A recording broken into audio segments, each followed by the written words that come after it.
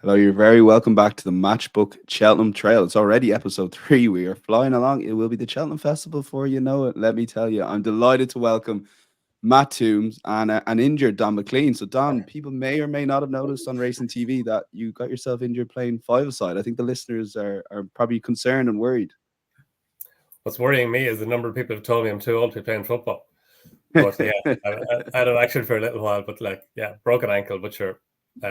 There are worse things in life. It's grand. Yeah, you managed very well, Donn. Ever the pro, and I never said you were too old for football. I want that on the record. Matt Toombs, it feels like the racing getting better every weekend. Is that the right way of looking at it? It's just so much going on. I love this time of year. Just so many young horses that there's so many more questions than answers, which I think is sometimes even better than when it comes to the spring. You know.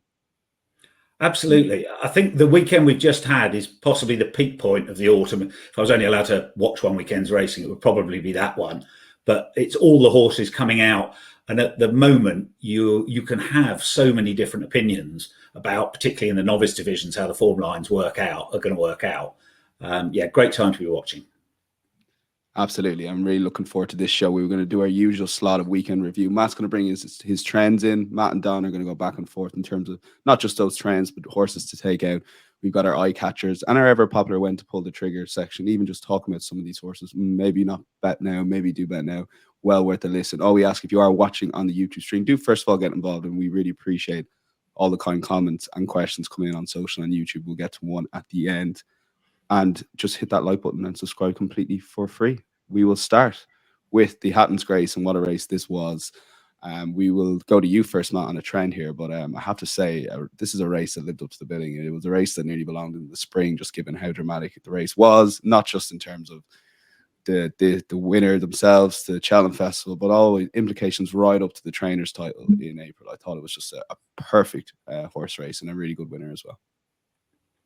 Yeah, the trend is that winners are 4 from 6 in the champion hurdle this century, 193% profit, but then 0 from 9 in the stayers hurdle. Ferry has a sharp track. Hatton's Grace isn't a race for sloggers. They can't keep up. The only stayers hurdle winner from 34 Hatton's Grace runners, beside a Burley, who could never go the gallop last year and was tailed off. As you say, really good race. Only 5 runners, but second favourites for the champion stayers and mares hurdles, made for a fascinating context.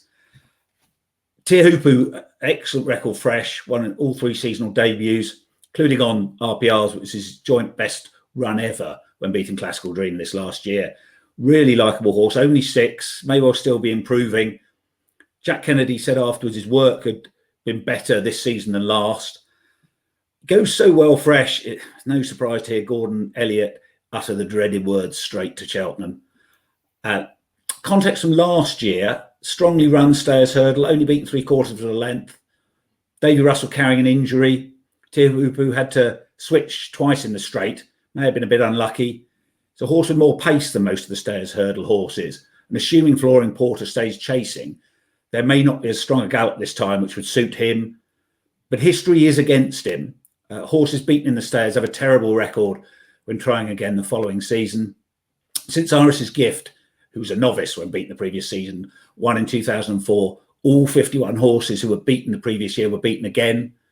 Now, if there is going to be a horse to break the trends of the Hatton's Grace winners and the horses beaten in the previous stayers, I think it could well be Ante-Post. Earlier this century, the staying hurdles division was shallow, so horses beaten in it were generally outclassed. Much deeper now, so more realistic for the beaten horses to come back and win. The big concern for him will be if there's a sound surface at Cheltenham. His form and the word good appears in the official description. 33 lengths 9th in the champion hurdle, 25 lengths last, the equivalent at the Punchestown Festival, 3 lengths 4th in the stayers hurdle at the Punchestown Festival. Now, the first 2 of those are over 2 miles, and the last 2 at the Punchestown Festival, when Gordon's horses often aren't at their best. So you could make a case for ignoring those runs. Ground conditions do remain a question mark. This was very tactical. They went steadily. Ante-Post was too keen, wasted a lot of energy. Jack Kennedy was excellent in terms of race riding, kept Ante-Post's revs up. When a horse loses an unbeaten record, there's always an element of disappointment. I wouldn't be too downhearted about him. He's best judged after his next run. I wouldn't be writing off his chances of giving Constitution Hill a race just yet. And in the mares hurdle over a similar trip, 3 of the 9 Hatton's Grace winners have won, 2 were doing the double. Ashra Diamond also too keen. Ran a fair race to be beaten 13 lengths. Given a steady tempo, perhaps, she'd finish a bit closer. She did look to come on a lot for her first run last season. And this was a much stronger race than the Mares' Hurdle's likely to be. So don't write her off. It's a cracking race to watch. Looks really strong form and should be worth following come March. Yeah, Don, I know I joked with you that I watched mostly RT's coverage, but I did flick on Racing TV just to get your takeaways after Imperi Pass, which I presume hasn't changed much in the couple of days after. But I know back on RT, they were talking that, look, if Paul had it again, obviously knowing how the race played out, he would have maybe had Imperi Pass out the back. But definitely don't feel there was anything lost in defeat here for sure, looking at the champion hurdle. Yeah, like it was a really intriguing race. And even watching the replay, in the context of Jack Kennedy's comments afterwards, like it's only when you hear Jack Kennedy talking about a race like that you realize there's so much going on in a race and so much going on in a jockey's mind that we don't know about, or we can't even take into account when you say, oh, that jockey gave that horse a bad ride. There's often a reason why the jockey was doing something or trying something that we just didn't know about at the time. And Jack Kennedy, like, it was the nuance of this ride, wasn't it, that he explained afterwards in one sentence, typical Jack Kennedy, that he just wanted to keep Paul Townend's revs up on Imperi Pass, and he had the ideal position. He got the position on Imperi Pass's tail, so he was in behind. And you would have thought that a fairly sedate pace over 2.5 miles wouldn't be a positive for Ante-Post, who does stay 3 miles.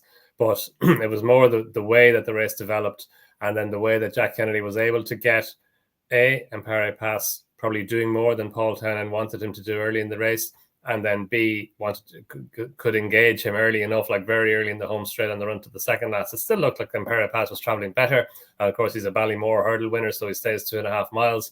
But Ante-Post, like as Matt was saying there, his record fresh is phenomenal. He's at 8 runs now off a break of 50 days or more, and he's won all 8, which is quite incredible.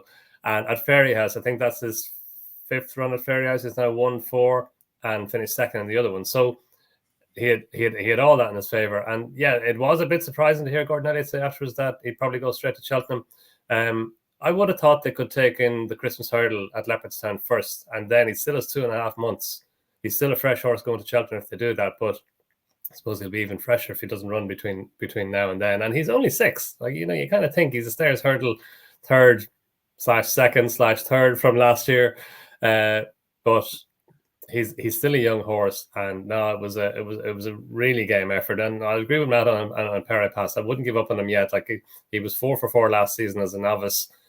This was his first run outside of novice company, taking on a very, very good horse who stays 2.5 miles well. And like, he could drop back and trip now, and I mean that's probably always been the plan. And if State Man wasn't around, would he run the Morgiana hurdle instead of an Nathan's Grace hurdle?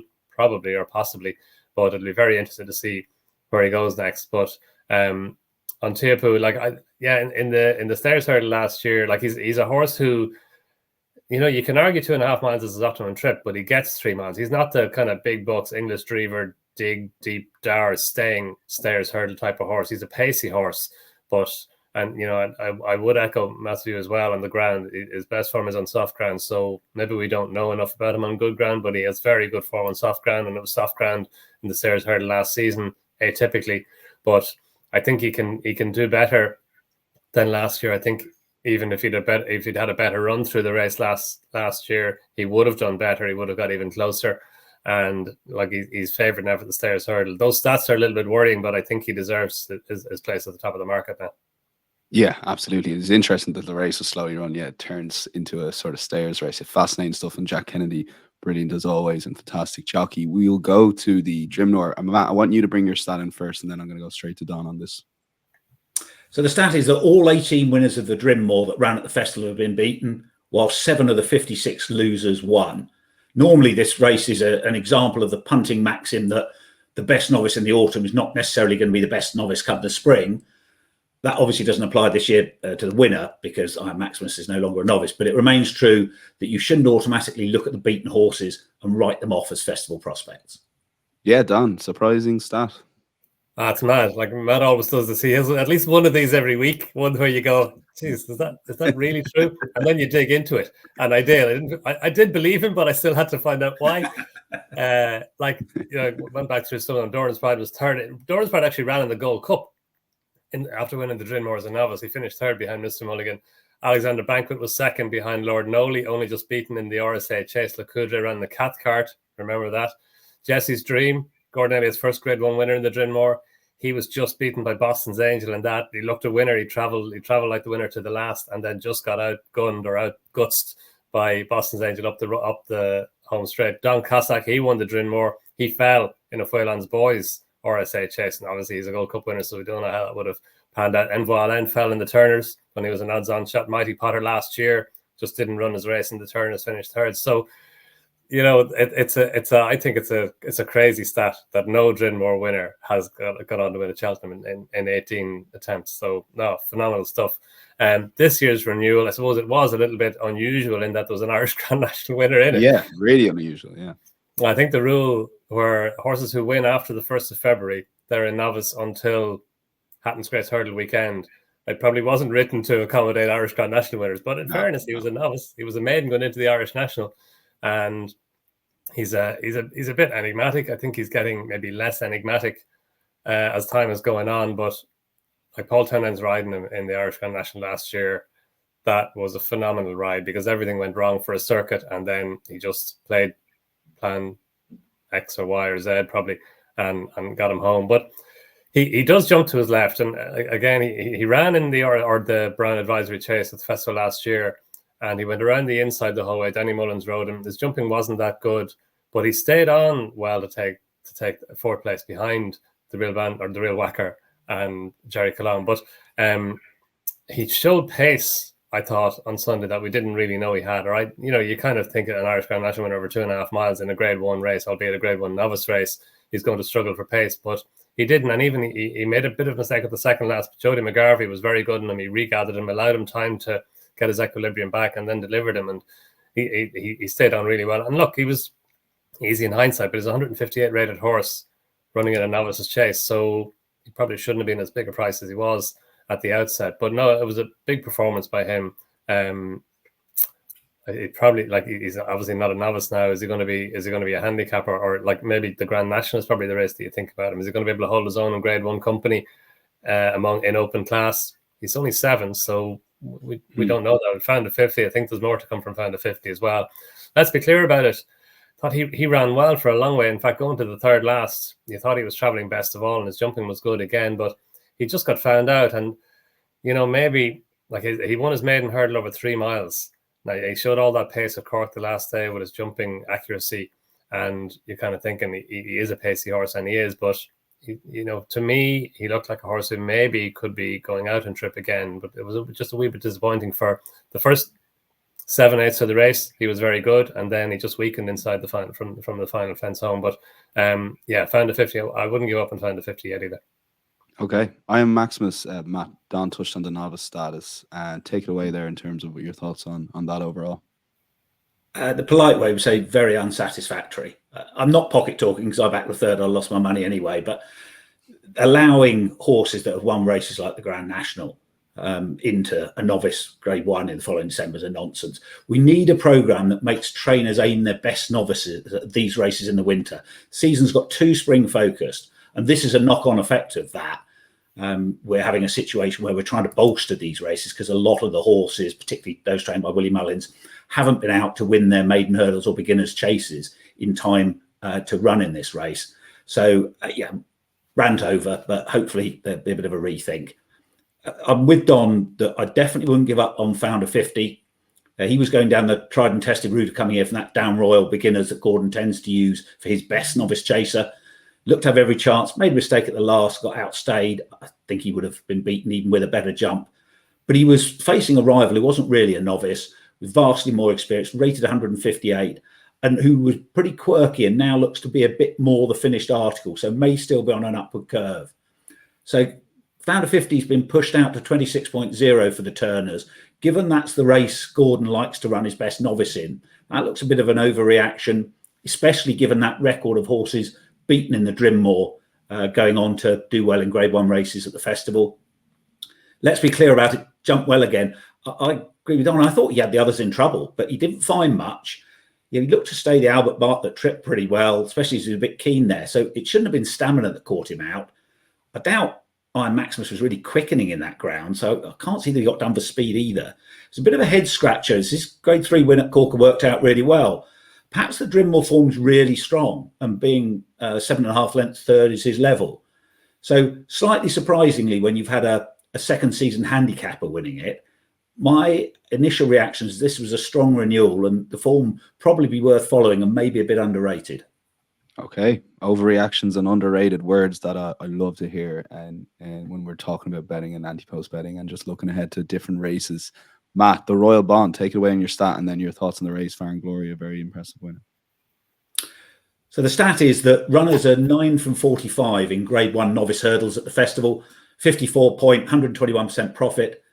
4 of those 9 winners have come in the last 7 seasons. So as we touched on, Willie Mullins often not getting his A team here because they haven't run their maidens by this point. It's still been an excellent guide to Cheltenham in recent times. Farron Glory's Clonmel win taken a bit of a knock when Irish Panther was beaten further much more easily by Daddy Longlegs at Thurles during the week. Jumping up in great Clonmel, made a mistake at the last here, which could have proved crucial, but he picked up well to win a bit cosily, not had a clear passage in what turned into a bit of a sprint. So maybe he can be marked up a little bit further for that. As I mentioned the other day, Grade 1 winning hurdlers over 2 miles have a great record in the Ballymore, 9 from 17, 85% profit since 1997. Farron Glory been running over intermediate trips, started in points. So he, in theory, ought to be one for the Ballymore. And Royal Bond winners have finished 171, 531 in the Ballymore. But Gordon wasn't that bullish afterwards, saying he was an embryonic 3-mile chaser. 2 of the 6 Royal Bond runners to have contested the Albert Bartlett one, 34.0 and 17.0. Maybe that's where he'll end up. He's a bit of a watching brief for now. King of Kingsfield travelled really well again. Maybe he's just a weak finisher. Gordon says he's a very fast horse at home, and it maybe isn't getting a trip at the moment.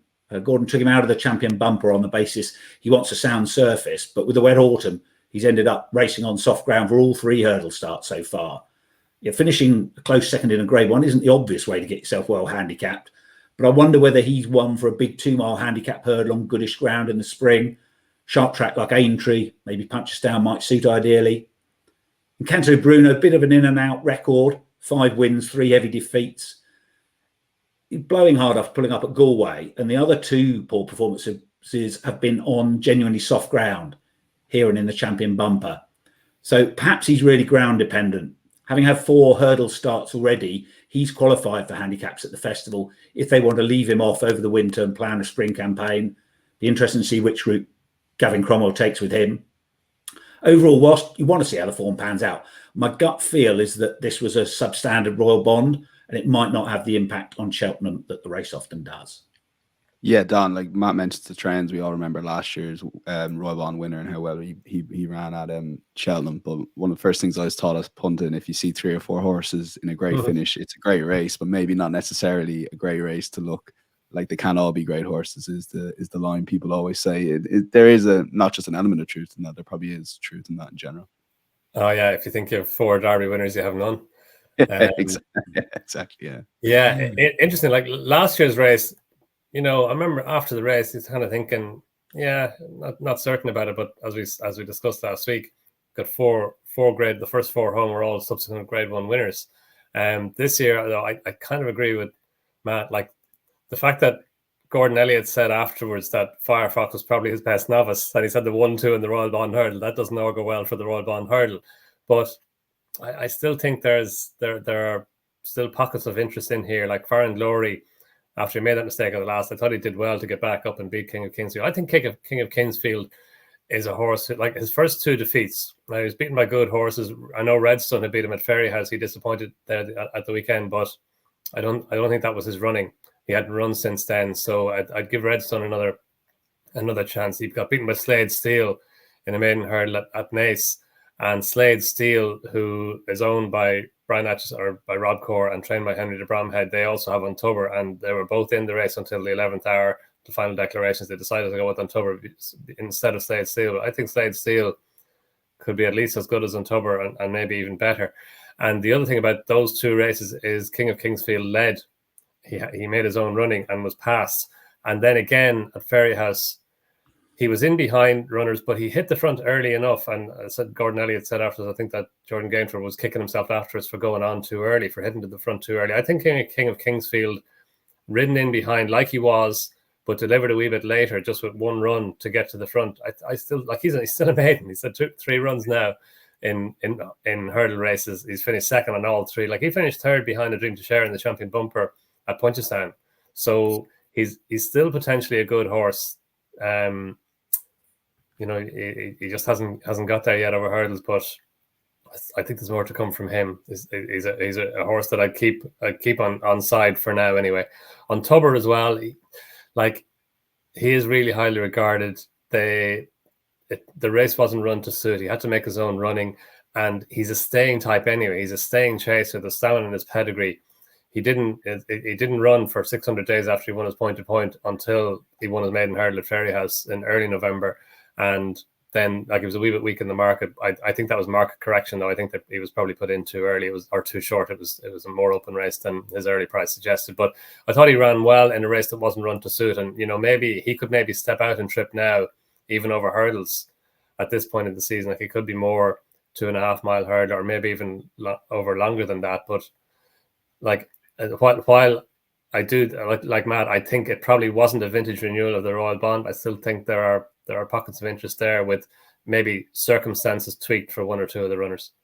Okay, yeah, one to keep an eye on for sure. Those 3 races, incidentally, all took place back to back on Ferryhouse on Sunday, which is just brilliant, fantastic card. And the Winter Festival continues to go strength to strength in Ferryhouse. We will leave Ferryhouse for the time being, come back to it in our Eyecatcher section. Go to Carl Gold Cup handicap chase, and go to you, Matt, for a stat, because, you know, most people listen to this for stats on the Grade 1 races for Cheltenham.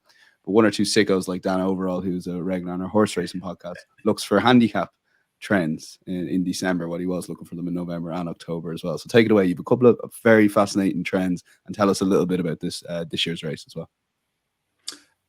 So it's changed as a race. You know, it used to be a Gold Cup trial, Denman, Bobsworth did the double, Lord Windermere. With all the conditions racing now, these top novices from the previous season aren't running in this anymore. 14 of the first 18 Gold Cups this century featured the Coral Gold Cup winner. None of the last 5 has. It's now a handicap for handicappers, albeit classy ones. And that's reflected in the record at the festival. Until the 2014-15 season, runners from the Coral Gold Cup were 0 from 31 in the Ultima, the festival this century. Had to go back to Seagram 91 for a winner from this race. That's all changed. Since 2014-15, runners in the Ultima 5 from 24, 22.90% profit. 8 runners of the Kim Muir produced a winner in 2 places. Those Ultima winners mainly ran decently, 7.0424 at Newbury. And the Ultima is a very predictable handicap on the day, with 18 of the 23 winners this century coming from the front 5 in the SP market. Value is often Ante-Post when the entries come out. Less important to wait for the weights the following week than for most of the handicaps to see how the Irish horses are treated, because at the Ultima, most of the Irish staying handicap chases are aimed at the King Muir. There's the advantage of the crack qualified riders. British trained horses won every Ultima since 2006. So if you like Ante-Post betting, important after the Coral Gold Cup to assess the form and try and ensure you've got a couple in your notebook for February when those entries come out. Okay, and Donn, on this year's race, what did you make of it? Malheur Mission looked the winner for a long time, but then That's All Right, Gino picked up on 1 by 3 lengths in the end. Yeah, like, it was a super ride by Gavin Sheehan, I thought, like on a horse who wasn't proven over the trip, to ride him as patiently as he did. Like, he was last early on, and he just made his ground gradually through his field and arrived there to get the better of Malheur Mission. Yeah, look, Malheur Mission ran a hell of a race, didn't he? He travelled all over the winner from a long way out. He was travelling best from a fair way out. I think he traded at odds on in running, and he was just run out of it by That's All Right, Gino. So Malheur Mission, that was his second run of the season. I know there's been a lot of talk about John McConnell's horses and how they were out of form, but he had a winner at Dundalk there on Friday night on the flat, obviously. And actually, going back through his runners over the last couple of weeks, none of them were shorter than 11-4, and I think only 5 of them were shorter than 10-1. So he hasn't had that many with biggish chances. So, and Malheur Mission did a proud, ran a hell of a race. And look, he's the one. He and Monbeg Genius were the 2 for me to take out of the race. Malheur Mission, I think he could be a national horse. Obviously, he got £4 for it, which I thought was fair. And he's only a 7-year-old. He's only had 7 runs over fences, so much more to come from him. And he was running a massive race, as we know, in the National Hunt Chase at Cheltenham. So he's got Cheltenham Festival form. He might have won it if he hadn't come down at the second last. And Monbeg Genius, he's an ultimate runner from last season. Obviously, that was a race that's been working out seriously well with Korak Rambler and Fast or Slow, winning a Grand National and a couple of Grade 1s, respectively, since then. So I think Monbeg Genius, John O'Neill was kind of a bit worried that the ground might not be soft enough for him. So maybe on softer ground as we move more deeply into the winter, then he'll come back on your radar, I'd say. Okay, Matt, yeah, quick line on this race. Very much echo that on Marla Mission and Monbeg Genius.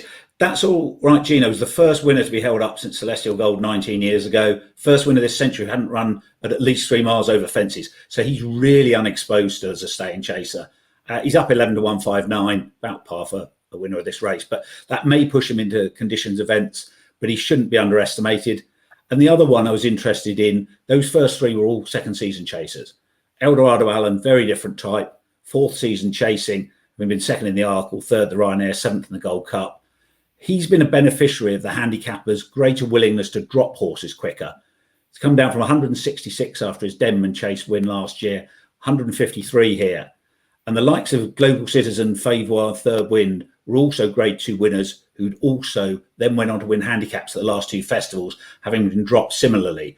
So Eldorado Allen is another for the Ultima Notebook.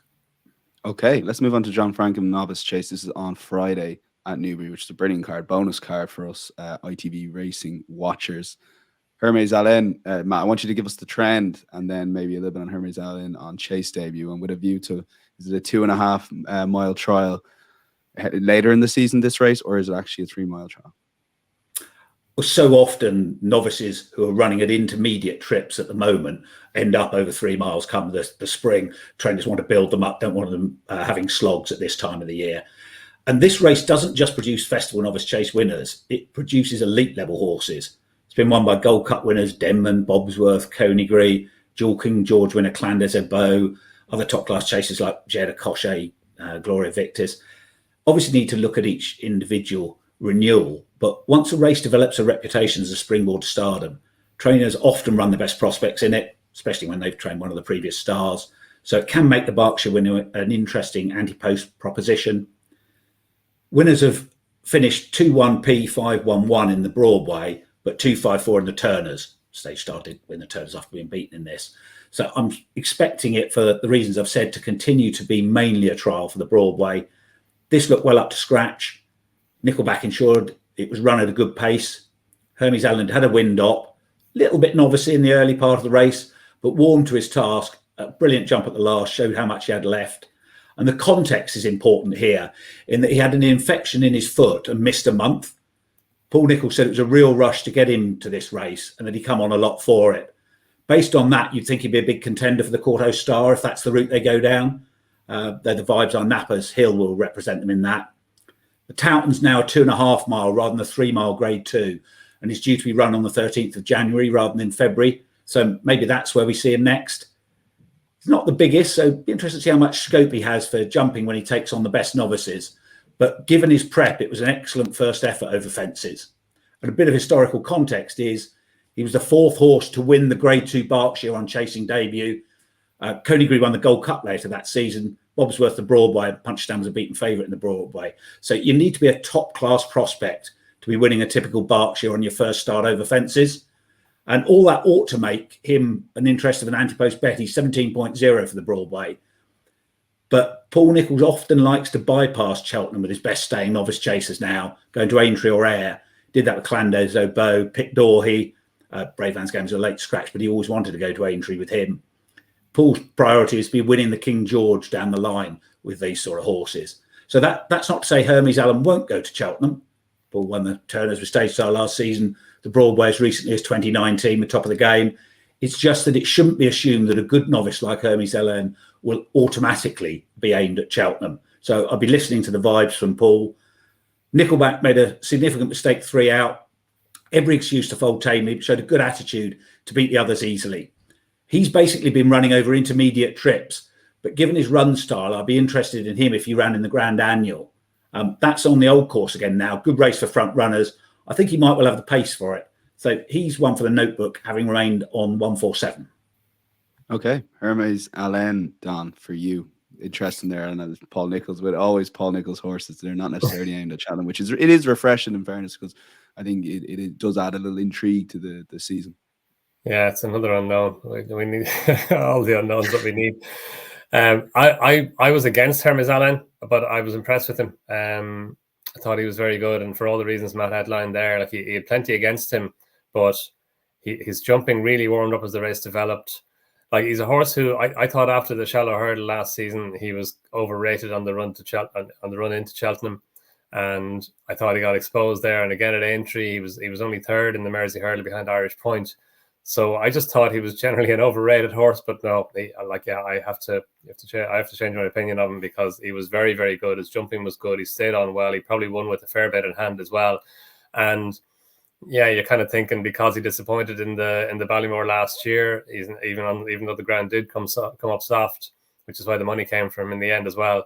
You're kind of thinking maybe he's not a Cheltenham horse, but he did win the Hyde hurdle at the November meeting last year. So, like, he's a horse who you definitely have to have him towards the higher end of your staying novice chasers this season. Of the rest of them, I was a bit disappointed with Marble Sands. I thought he'd run a bit better than he did. I thought he'd run so well over 2 miles in his previous run that the step up to 2.5 would see him progress again. And maybe he did improve, but couldn't get close to Hermes Allen. Colonel Mustard,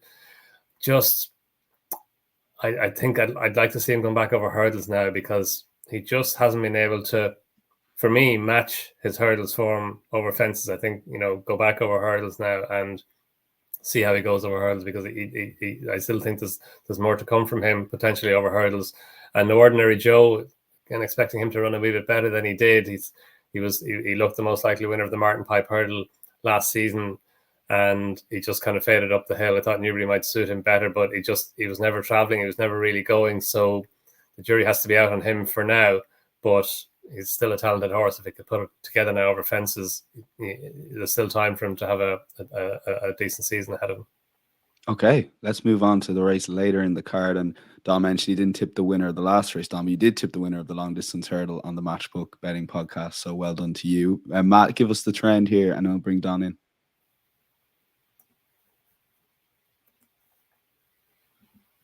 Come in again there, Matt. Sorry. When Britain dominated their Stayers hurdle, this used to be a good guide. Winners are 6 from 11 in the Stayers hurdle this century, 5.45% profit. Those 6 winners were between the 2006-07 and 2015-16 seasons, when Britain dominated the Stayers.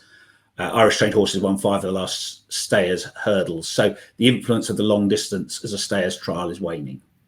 Yeah, take it away, Donn, on Dashel Drasher. You obviously tipped him up, but what did you make of the performance? And Stayer, is he finally Stayer?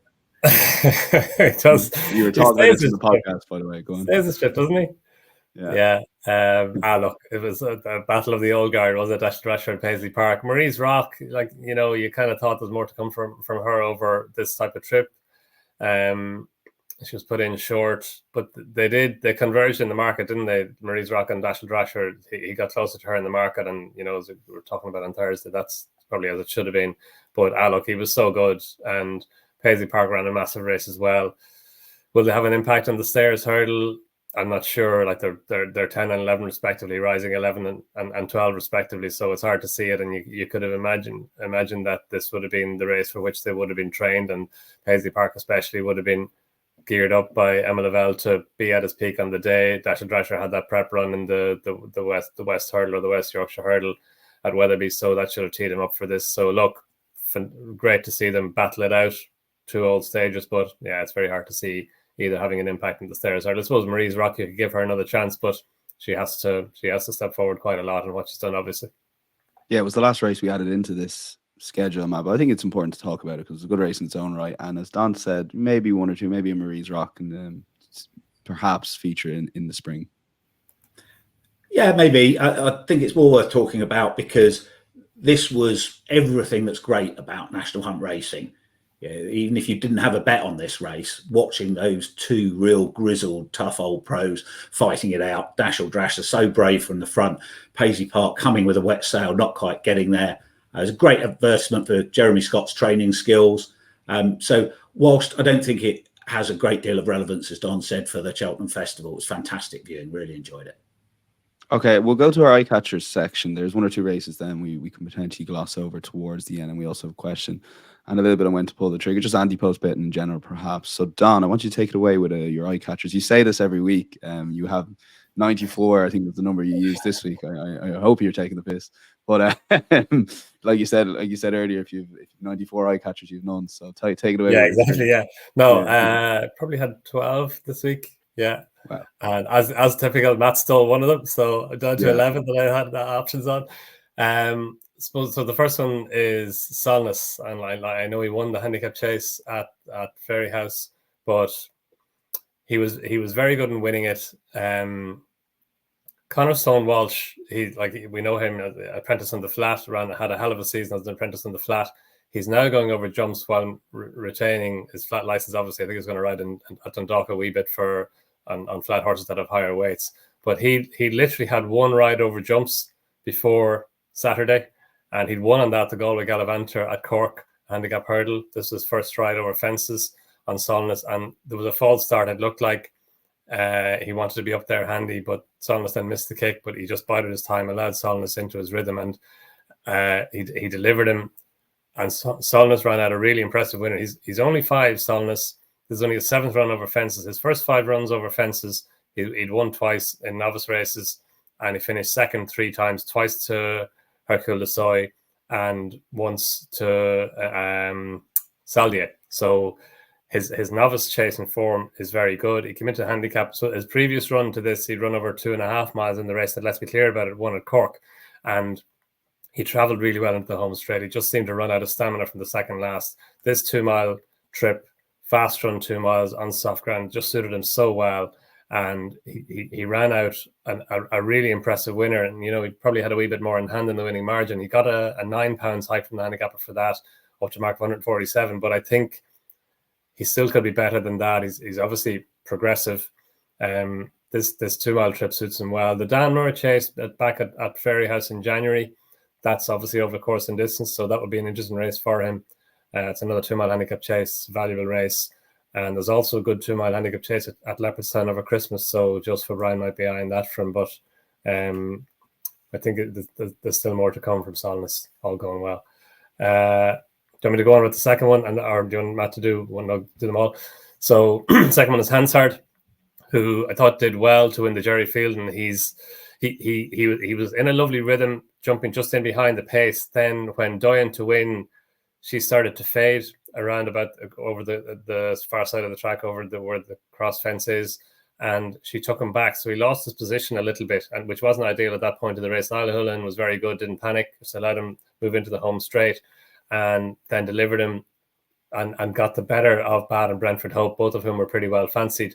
And the 3 of them pulled nicely clear of the rest of them. Like Hansard, that's only a 6th run over hurdles. He's only 5, so there should be more to come from him. He got a £4 hike, which was fair, and a fast run race. He should be even seen to better effect in the bigger field. Maybe the Betfair Hurdle could be the race for him again. Any of those 2-mile handicaps, but obviously the Betfair Hurdle in February, that's over the same course and distance, so he'd be of big interest in that.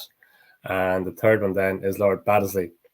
Thought he did well. He finished second behind Inch House. Inch House was a really good winner, probably won with a bit in hand, but Lord Baddesley was held up in behind. He was racing over 2 miles 6.5 furlongs in the Peter O'Sullivan chase. That was the longest trip over which he'd ever run, and he was again allowed to move into his race by Rex Dingle, who had a really good weekend, obviously, and he challenged, and he was closing on Inch House all the way to the line. So while that's the longest trip over which he's ever raced, and he was probably ridden a bit conservatively as a result, still think that he could improve again for a step up to 3 miles. He's got a £3 hike for that. He's 8, so he's rising 9, obviously. He's not as young as the other 2, but he only got a £3 hike for that, up to a mark of 132, which is fair. And yeah, I think there could be more to come from him. Maybe stepping up and trip, maybe something like the Racing Post chase or whatever that is now, at Kempton in February. A race like that could suit him. He does the form at Kempton. His hold up style maybe isn't best suited to Kempton, but anyway, wherever he goes, I think he's a horse who should be worth following. Yeah. Okay, Don's 3 Solness, that's Solness, Lord Baddesley, and Hansard. Matt, take it away with your 3 Eyecatchers this week. First one's Classic Getaway, who had a massive reputation a couple of seasons ago when he went novice hurdling. Oddly, he began in an open minor conditions race, absolutely bottomless ground at Clonmel, looked to finish very tired, not a great bit of placing. That seemed to take the edge off him for that season. He returned last season over fences to win a hot beginners at Gore and then had a setback, apparently rushed preparation for Punchestown. So I think you put a line through that. He's beating some talented horses in a 2 mile 6 listed event at Thurles, albeit ones with question marks against them. So form's not easy to evaluate, especially with Auton Couleur finishing lame. But visually, Classic Getaway looked really good, much the best here. He's been a hard horse to keep sound, so he's not an Ante-Post betting proposition, a 41.0 for the Gold Cup. But that looks wide open now, and he's an outsider to keep an eye on. Queen Jane, the one I pinched from Donn, she finished like a train in the 2.5 mile mares handicap chase of 129 at Fairy House. She might have been unbeaten over fences coming into this, but for falling at the last at the Punchestown Festival. She hasn't run beyond 2.5 yet, but her full brother Imperial Knight won over 3 mile 2 over hurdles. Half brother Go Whatever won the Sussex National over an extended 3.5.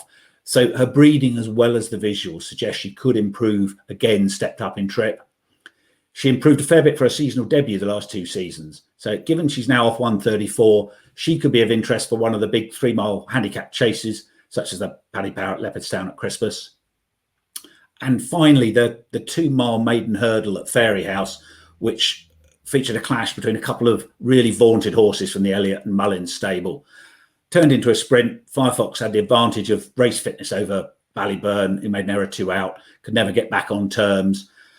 The winner really looked to have a turn of foot. I can see him being kept to 2 miles for the time being at least. And this looked a really strong piece of form, a bit reminiscent of the Fernie Hollow Bob Ollinger maiden 3 years back. One of the great advantages punters have now is being able to rewatch for free both races, but also the interviews done in the aftermath. The Racing TV website interviews section, gold dust for punters who like to try and interpret the vibes. Often it's quite subtle points, but as Donn alluded to earlier, it wasn't terribly subtle here. Gary O'Brien was interviewing Gordon and asked him which was the best of the novice herders he'd run so far. On watching and listening to Gordon, it was telling just how far ahead he rates Firefox of a Grade 1 winner in Farron Glory. So both the visuals and vibes suggest Firefox could be one of the top novice hurdlers of the season. No, I do love those Racing TV interviews, and there's some good ones on RTE this weekend as well, so do try and dig them out if you can. Donn, I know you wanted to talk about the juvenile hurdle at Fairy House on Sunday. Yeah, no, it was a really good race. Like it probably, you can argue that it fell apart a little bit because the favourite Batman Girac just ran way too keenly for Paul Townend. He was almost unrideable turning for home. Jose Partier, Martin Brazel's horse, who'd run such a good race against Calliosun on his racecourse debut, he was just too keen early on as well. But Calaconte, she set a good standard, as in she was pretty well supported in the market. She was solid the whole way on the back of winning an egg and spoon race at Navan at a very short price, and thought she got the run of the race a little bit in front. But Nürburgring, I thought he did well to win. He's a 90 odd rated horse off the flat. He'd had 2 runs before this, so he did have that in his favour, but he hadn't run since September when he passed the post first in a hurdle race at Listowel, beating Woodoo, and Woodoo came out and won at Down Royal, and then won the listed race at Newbury there at the weekend for Gordon Elliott. So that's really good form. And Nürburgring, I thought he did well to stay on as well as he did to win this race. And look, this is a race that, as Matt will know, it's produced Lossiemouth last year. She went on, obviously won the time of Hurdle Field Door the time before that. Zana here won at the time before that. So it's a Grade 3 race, and it obviously takes second billing behind the 3 Grade 1 races on the day. But as a juvenile hurdle, it can be a really good pointer to the future. And Nürburgring, like he did have those wins on the board, or sorry, runs on the board over hurdles, but so he had that experience going into the race as an advantage over his rivals. But I thought he did well to win. He's a classy horse. The time of the race as well was about 2 seconds faster than the Royal Bond hurdle, so it was a good time, and the 2 of them pulled nicely clear. I think there could be more to come from Calaconte as well, but yeah, I thought the winner was good, Nürburgring. Okay, one to keep an eye on for sure. Matt, you wanted to speak a little bit about the first race all the way back on Saturday before 12, so I think 11:45. Corbett's Cross winning. Yeah, it looked a good beginner's chase. Tactical affair on soft ground. Very much in favour of the race fit Corbett's Cross. He won a Grade 2 over an extended 1-7 last season, edging out Founder 50. So I think it's actually the others that are more interesting. 3-Card Bragg looks an out-and-out stayer. Wouldn't have been suited by the relative test of speed. Gordon's got a great record in the National Hunt Chase. Trained the winner 4 times, 5 if you count Galvin. Be no surprise to see 3-Card Bragg in that race come March. Monty Starr won a Grade 3 novice hurdle over 3 miles at Clonmel in February. He's another who'll benefit for further. He jumped pretty well here. Same connection as Manila Indo, was beaten on chase debut. He shouldn't be underestimated in grade. It's staying novice chases. And Nick Rocket, who looked to be travelling as well as anything in the straight. Paul Townend went the bold route up the inside. Jack Kennedy wasn't having any of it. Nick Rocket lost momentum coming to the last, nowhere to go on the run in. So Paul let him coast home. He's best judged after another run, but it'd be no surprise if he proved the best of these in the long term. And I'm optimistic it's form to follow. Okay, thanks for all the kind comments and questions on social and YouTube. We have one, actually, an interesting one, because this is one Donn wanted to talk about anyway. We're going to get it up on the screen here now. Question for Donn in terms of Predator's Goal. Mark Jeffries on YouTube, very impressed with Predator's Goal. Bumper win, and then on Saturday was really taken with a novice hurdle. So take it away, Donn. Yeah, no, I'd agree with Mark. I said, yeah, with Mark on this. Like, he was very impressive, Predator's Gold. And the further he went, the better he got. Like, his main market rival was Mussey Fen Park of Henry de Bromheads, and he looked to be travelling better than him on the run to the home turn. And again, the pair of them pulled nicely clear. But Predator's Gold, the further he went, the stronger he got, and he was well on top of the line. That was over 2 miles, 3.5 furlongs, so nearly 2.5 miles. And he won the, as Mark alludes to there, he won the Land Rover bumper, the Defender bumper at Punchestown back in April, and that's obviously it's a valuable race, a Goss race, and it's often won. It's often a really strong bumper for the money. So he's probably stepped forward from that here, and this race, like 2.5 miles, the 2.5 mile maiden hurdle at this stage of the season, it is normally a race that from which horses can step out and trip. Like Burrows Saint won this race back in 2017. He's an Irish Grand National winner. Commander Fleet won it, and I think he split Manila Indo and Allaho in the Albert Bartlett hurdle, finished second in the Albert Bartlett hurdle at Cheltenham, and then obviously won the Carl Cup. He won there at last season's festival. So it is a race from which horses can go out and trip. So it wouldn't be surprising to see Predator's Gold. I'd see him maybe more even an Albert Bartlett horse than a Ballymore horse, and he's got plenty of options. There's a race in I think it's a Thurles in January over 2 miles 6. He's obviously got the Nathaniel Lacey race at the Dublin Racing Festival at Leopardstown over 2 miles 6 as well. So there's a 2 miles 7 race at Limerick, the Doran's Pride hurdle, a Grade 2 race, but maybe he wouldn't go there. But I can see him maybe gradually going out and trip as the season goes on and being more an Albert Bartlett horse than a Ballymore horse. Yeah, but definitely, yeah, I agree with Mark. It's definitely a horse to keep in mind. Okay, thanks for your question, Mark. And do get in touch, guys, if you want a question to Donn or Matt. We have final section here. We have one for this one, when to pull the trigger. And Matt, take it away on the stairs hurdle. You've been doing a bit of digging in recent years in terms of markets and stuff, and where have you sort of landed for this year's event? Yeah, very different from last year in the Gold Cup, right? Just wanted to see how Jerry Colombo, the real whacker, got on at Christmas. Stairs hurdle market, much more embryonic, plenty more information I want before betting. That doesn't mean we shouldn't be thinking about the race yet, though, quite the reverse. In a complex open market like this, there's more value to be got by having a plan.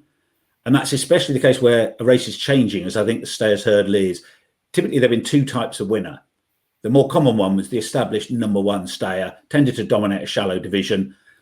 The best stay prospects usually sent over fences. And that was reflected in the winning SP. It wasn't until 2015 that we had a double figure price winner. If you could spot a new kid on the block in, say, the long distance, you could get juicy prices Ante-Post. Thistlecrack was a double figure price after winning it, went off 2.0.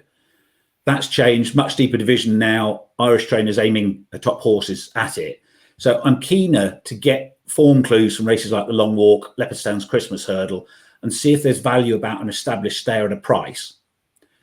The second, less common type of winner, class horse stepping up from intermediate trips, starting at a single figure price, therefore from 7 this century, 336% profit. The combination of this being a deeper race now, typically slower ground, may make this more of a test of stamina than it's tended to be in the past. So perhaps those speed horses may not win as often now, but I'm still very interested in a class act stepping up in trip. Last week, we discussed the possibility of State Man and Impere Pass clashing at Leopardstown. If there was an emphatic winner, the other might go for the Stayers Hurdle. Not sure Ante-Post would settle well enough. Stake Man would be a fascinating contender. Whilst the Stayers Hurdle used to be called Race for Failed Chasers, not really been true, at least in terms of horses that were failed chasers on the racecourse. Suspect some Stayers Hurdle winners were scored over fences, didn't go well at home, and they never jumped a fence in public. But Lisnagar Oscar and the first time he won, Big Bucks, have reverted from fences during the season. It does happen occasionally. So I do keep an eye out for a classy stayer that's gone chasing and doesn't look to be taking to it. Affordale Fury in particular, maybe Sandor Clegane, a couple that have gone in the notebook as maybe going to revert to hurdles. Too early to be judging them as chasers at the moment. So entries are published in the second week in January. Willie does tend to enter everything for everything, but I do want to see whether Stake Man and Ante-Post and potentially others like Vauban are entered. So my plan is therefore evaluate the 3 mile graded conditions form over the next month, draw up a short list of established stayers I think are potentially overpriced, and then study the entries when they're published in the second week in January, especially looking for horses with top form at short and intermediate trips, horses currently novice chasing that have been entered, and then depending on those entries, I may want to pull the trigger at that point. Okay, yeah, we've got the when to pull the trigger down to the T here for the Stayers Hurdle. So do listen to solid advice from Matt Toombs. My thanks to Matt and Donn. A very enjoyable episode 3. We have 2 more left until the busy Christmas period. So really looking forward to bringing you that. Do hit that like button, as we mentioned. It takes you 2 seconds. And any comments you have or questions for the guys, hit us on social or YouTube. The Tom and the racing team will be back later the week to preview the weekend's racing. And we will be back same time, same place next week. Bye-bye.